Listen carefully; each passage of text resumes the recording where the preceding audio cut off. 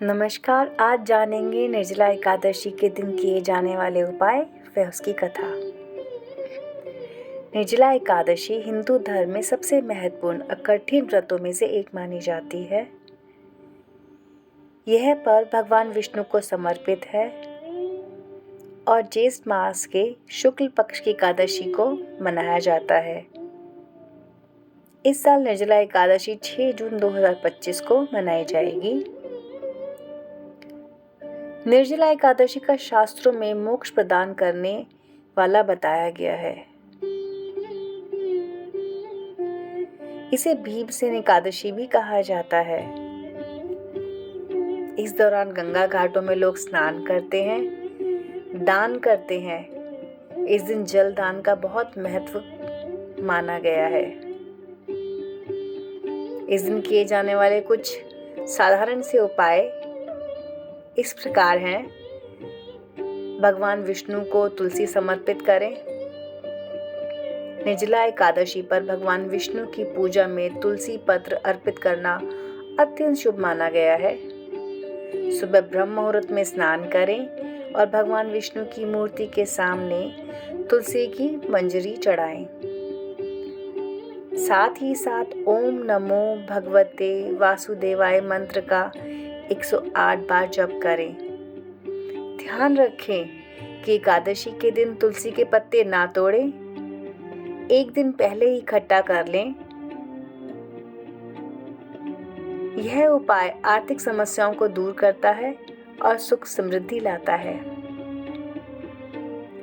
दूसरे उपाय में आप नारियल दान कर सकते हैं। इस दिन माता लक्ष्मी और भगवान विष्णु को नारियल अर्पित करें और फिर इसे किसी जरूरतमंद को दान कर दें। यह उपाय आपके जीवन में बाधाओं को हटाता है और माता लक्ष्मी की कृपा से धन धान्य की प्राप्ति होती है।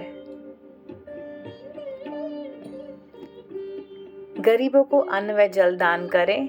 यह है तीसरा उपाय। निर्जला एकादशी पर अन्न, जल, वस्त्र और छाता दान करने की परंपरा है। इस दिन जरूरतमंदों को भोजन कराएं और पानी पिलाएं। यह पुण्य कार्य आपके जीवन में नकारात्मक ऊर्जा को दूर करता है और भगवान विष्णु के आशीर्वाद से आपकी सभी समस्याओं का समाधान मिल जाता है। अब बात करते हैं कथा की। तो कथा कुछ इस प्रकार है। एक बार महर्षि व्यास पांडवों के यहाँ पधारे।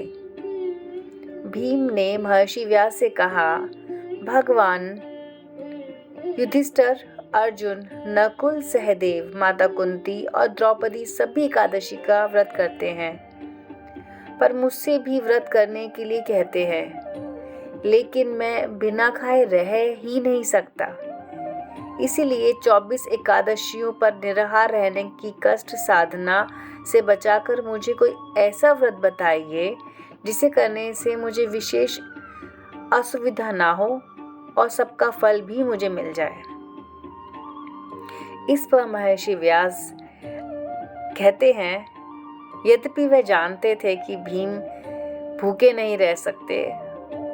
उनके उदर में वक्र नामक अग्नि है, इसलिए अधिक मात्रा में भोजन करने पर भी उनकी भूख शांत नहीं होती। महर्षि व्यास ने भीम से कहा कि तुम ज्येष्ठ शुक्ल की एकादशी का व्रत रखा करो। इस व्रत में स्नान आचमन में पानी पीने से दोष नहीं होता। इस व्रत में अन्य 3 एकादशियों का पुण्य भी मिलता है। भीम ने बड़े साहस के साथ निर्जला एकादशी का व्रत किया, जिसके परिणाम स्वरूप प्रातः होते वह अचेत हो गए और पांडवों ने गंगाजल, तुलसी, चरणामृत प्रसाद देकर उनकी मूर्छा दूर की। इसीलिए इसे भीमसेनी एकादशी भी कहा जाता है।